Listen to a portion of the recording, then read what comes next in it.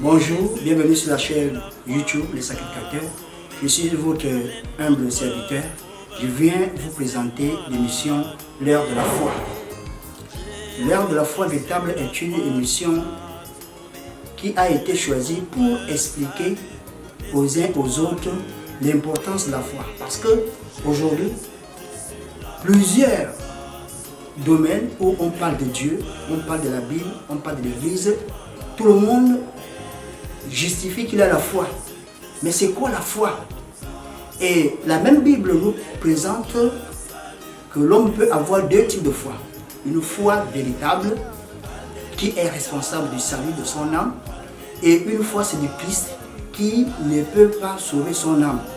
Et aujourd'hui, nous allons voir qu'est-ce que la foi de manière biblique et comment vient la foi. Et comment un homme peut-il avoir une foi véritable? Et en démontrant comment l'homme peut avoir une foi véritable, nous comprenons que en même temps l'homme aussi peut avoir une foi séductrice. C'est quoi la foi selon les Écritures? La Bible nous dit que d'abord que la foi est une ferme assurance des choses qu'on espère, une démonstration que celle qu'on ne voit pas. Donc la Bible nous dit que la foi est une ferme assurance. C'est-à-dire que si quelqu'un estime qu'il a la foi, il faudrait qu'il ait une ferme assurance. La ferme assurance par rapport à quoi? La ferme assurance par rapport à l'entrée au ciel. Si vous posez la question à quelqu'un, est-ce que tu es sûr que si tu meurs en cet instant, tu iras au ciel? Si la personne dit je ne sais pas, c'est la preuve que cette dernière n'a pas une foi véritable. Et elle n'a même pas l'assurance qu'elle peut aller au ciel. La Bible nous dit comment vient cette foi. Parce que la foi, si c'est une ferme assurance, et que cette foi doit être démontrée, surtout la foi véritable, celle qui soit responsable du salut de l'âme, Éphésiens 2, 8 nous dit, car c'est par la grâce que vous êtes sauvés, au moyen de la foi. Le moyen, c'est la foi. Et cela ne vient pas de vous, c'est le don de Dieu.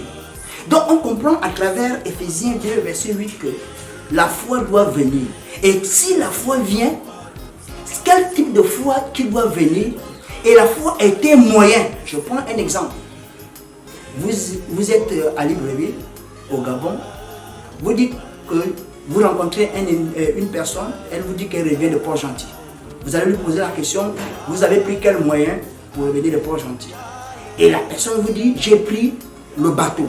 Si vous connaissez Port-Gentil, que vous êtes à Libreville, vous allez comprendre qu'effectivement, quand on revient de Port-Gentil, le moyen qu'on peut emprunter, soit c'est le bateau ou bien l'avion.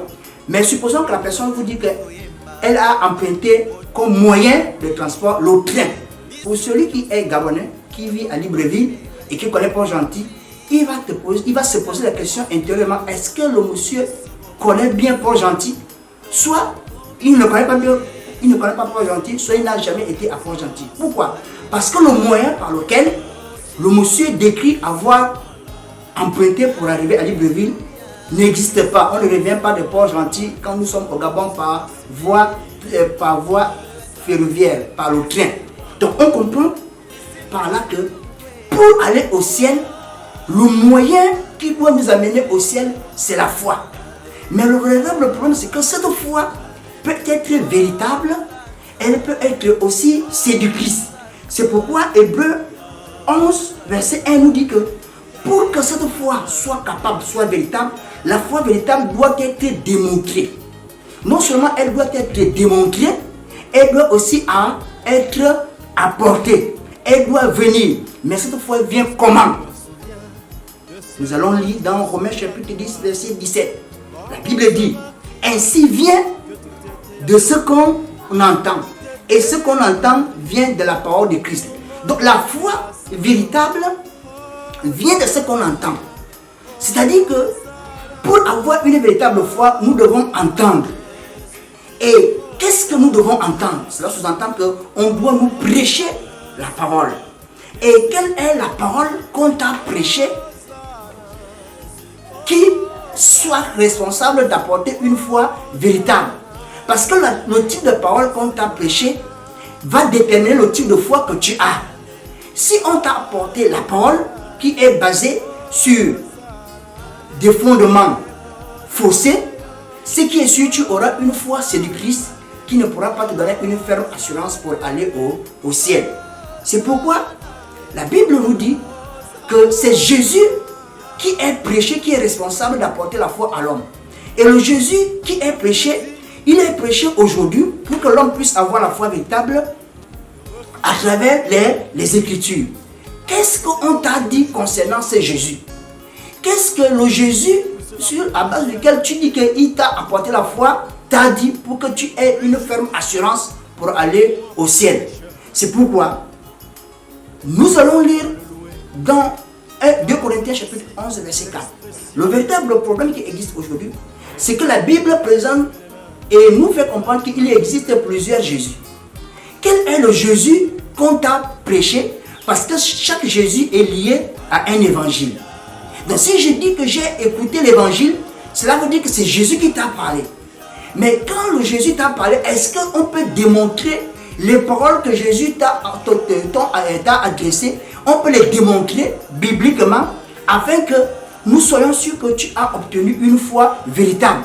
Parce que celui qui a une foi véritable, c'est celui dont cette foi est capable de produire le salut de son âme.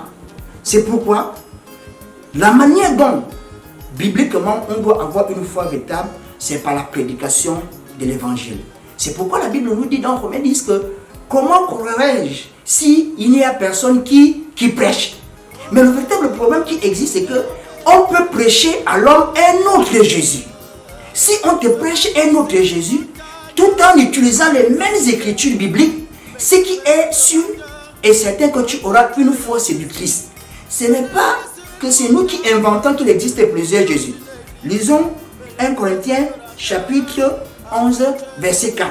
La Bible nous dit, si on vient vous prêcher un autre Jésus, vous allez recevoir un autre esprit et un autre évangile et vous allez le supporter fort bien. Donc on comprend que, en fait, le Jésus qu'on nous a prêché peut être un faux Jésus comme il peut être un vrai Jésus. C'est pourquoi la parole de Dieu, sur la base duquel on te parle de Jésus, doit être démontrée. Nous allons lire dans Actes chapitre 16 verset 14. La Bible nous dit, l'une d'elles nommée Lydie, marchand de pourpre de la ville de Thyatire, était une femme craignant Dieu. Et elle écoutait le Seigneur, lui ouvrit le cœur pour qu'elle fût attentive à ce que disait Paul. Donc pour avoir une foi véritable, le moyen par lequel on peut avoir une foi véritable, c'est on doit te parler de Jésus. Et en te parlant de Jésus, la parole qu'on va t'adresser concernant Jésus doit être démontrée bibliquement. Et la Bible nous dit qu'en te démontrant cela bibliquement, le Seigneur à qui on te prêche par le canal de l'évangile doit faire quelque chose, doit opérer un miracle qui est celui d'ouvrir ton cœur afin de te donner une foi véritable. Et en ayant reçu cette foi véritable, tu auras quoi? Une ferme assurance. Et si on te pose la question, si tu meurs à cet instant, est-ce que tu iras au ciel? Tu auras une ferme assurance que tu pourras aller au ciel. C'est ce qui est arrivé avec Lydie. Pendant que Paul prêchait les paroles qu'il pouvait démontrer bibliquement par là. Et pendant que Paul prêchait cette parole qui concernait Jésus, la Bible nous dit que le Seigneur a ouvert son cœur. Et c'est ça le résultat de celui qui a reçu une foi véritable. Le Seigneur qui lui parle à travers la prédication doit pouvoir ouvrir son cœur afin que ces derniers puissent avoir une foi véritable et qu'il ait une ferme assurance que s'il meurt, il pourra aller au ciel. Donc, nous allons comprendre par là que toutes les fois qu'on nous prêche Jésus, on peut nous prêcher un faux Jésus et que nous ayons une fausse foi qui ne pourra jamais sauver notre âme. Et chaque Jésus est lié à un type d'évangile. Si on me prêche l'évangile de la prospérité, c'est qu'on m'a prêché le Jésus de la prospérité. J'aurai foi à ce Jésus, mais ce sera une foi séductrice, parce que le Jésus, selon Matthieu chapitre 1, verset 21, il n'est pas venu pour donner la prospérité aux gens. Le vrai Jésus de la Bible est venu pour sauver l'homme du péché. Donc si le Jésus qu'on me prêche n'a rien à voir avec le pardon du péché, ce qui est sûr, c'est que celui qu'on m'a prêché à travers l'évangile que j'ai écouté, j'ai reçu une foi séductrice à travers laquelle je ne pourrais pas être sauvé. Si on me prêche l'évangile des miracles, cela veut dire que l'évangile des miracles est lié au Jésus des miracles. Et la Bible nous dit dans 2 Corinthiens 11, 4 que chaque Jésus est lié aussi à un esprit. Et l'esprit que j'ai reçu en me prêchant l'évangile des miracles, c'est l'esprit, ce n'est pas le vrai Saint-Esprit, c'est l'esprit des miracles. Ce qui voudrait dire que la foi que j'aurai, je n'aurai pas la foi qui est susceptible de sauver mon âme, j'aurai plutôt la foi qui est susceptible de guérir les problèmes physiques, de guérir les maladies liées à la chair. Alors que le problème, le véritable problème que l'homme a avec Dieu, c'est dans Romains chapitre 6, verset 23, quand la Bible dit que le salaire du péché, c'est la mort. Et dans Hébreux 9, verset 27, il dit il est réservé aux hommes de mourir une seule fois, puis vient le jugement.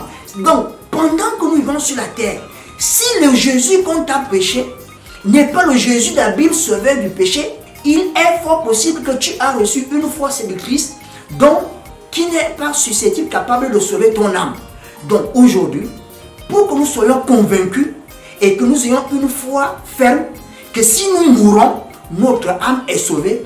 Notre âme est sauvée de quoi? Notre âme est sauvée du péché. Parce que le vrai Jésus, selon Matthieu 1, verset 21, la Bible dit que la Vierge sera enceinte et enfantera un fils qu'on donne le nom d'Emmanuel qui signifie sauveur du péché. Donc le Jésus qui est capable de produire une foi véritable, qui nous donne la ferme assurance que si nous mourons, nous irons au ciel, c'est Jésus qui est lié au problème du péché. Mais qu'est-ce qu'on doit prêcher à l'homme? Quelle est la parole qu'on doit prêcher à l'homme? D'où on doit tirer cette parole dans la Bible?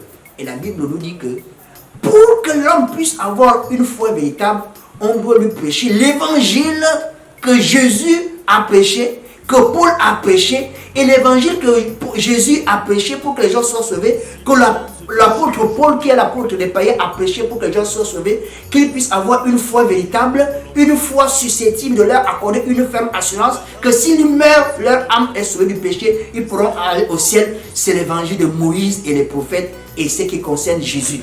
Donc si le Jésus qu'on t'a prêché n'a rien à y voir avec l'évangile de Moïse et les prophètes et ce qui concerne Jésus, ce qui est sur la foi que tu as reçue ne pourra pas être capable de sauver ton âme.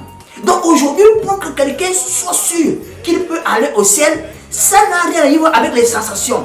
Tu ne peux pas dire que je suis sincère, que je suis sauvé. Tu ne peux pas dire que j'ai la ferme assurance que ce que j'ai entendu, je vais aller au ciel. Non, cette ferme assurance doit être démontrée bibliquement. Et c'est pourquoi Hébreu nous dit que cette fois, le ciel tu ne vois pas. Jésus tu ne l'as jamais vu. Il n'a jamais été l'un de tes parents. Mais c'est ce Jésus qu'on doit te prêcher et qui doit te procurer la foi véritable afin que le jour que tu mourras, tu aies une ferme assurance que tu iras au ciel. Mais si tu n'arrives pas à démontrer, selon les Écritures, que le Jésus qu'on t'a prêché, c'est le Jésus, le véritable Jésus, et si c'est maintenant que tu te rends bien compte qu'on peut prêcher à l'homme un autre Jésus, c'est la preuve que le Jésus qui t'a procuré la foi et que sur la base de laquelle tu t'es pris que tu vas au ciel, ce n'est pas le véritable. Et la foi que tu as eue, ce n'est pas une véritable foi, c'est une foi, c'est du Christ. Donc, chers auditeurs, à travers cette émission, j'aimerais que vous arrivez à comprendre qu'on peut prêcher à l'homme un autre Jésus qui est aussi, en utilisant les mêmes écritures bibliques, les mêmes versets bibliques, mais qui pourra procurer en l'homme une fausse foi, une foi c'est du Christ. Mais si tu te rends compte que dans le Jésus qu'on t'a prêché, c'est le véritable, et le véritable Jésus ne peut être prêché que lorsque tu as écouté l'évangile de Moïse et les prophètes et ce qui concerne Jésus. Donc pour avoir une véritable foi, il faudrait que l'évangile qu'on te prêche soit basé sur Moïse, les prophètes et ce qui concerne Jésus. Merci de m'avoir écouté. Que Dieu soit avec vous. Au nom de Jésus. Amen. Jésus-Christ sur la croix nous a sauvés. Il est notre sauveur. Laissez-moi l'adorer. Jésus-Christ sur la croix nous a sauvés. Il est notre salut. Laissez-moi le louer. Jésus-Christ sur la croix nous a sauvés. Il est notre sauveur. Laissez-moi l'adorer. Jésus-Christ sur la croix nous a sauvés. Il est notre salut.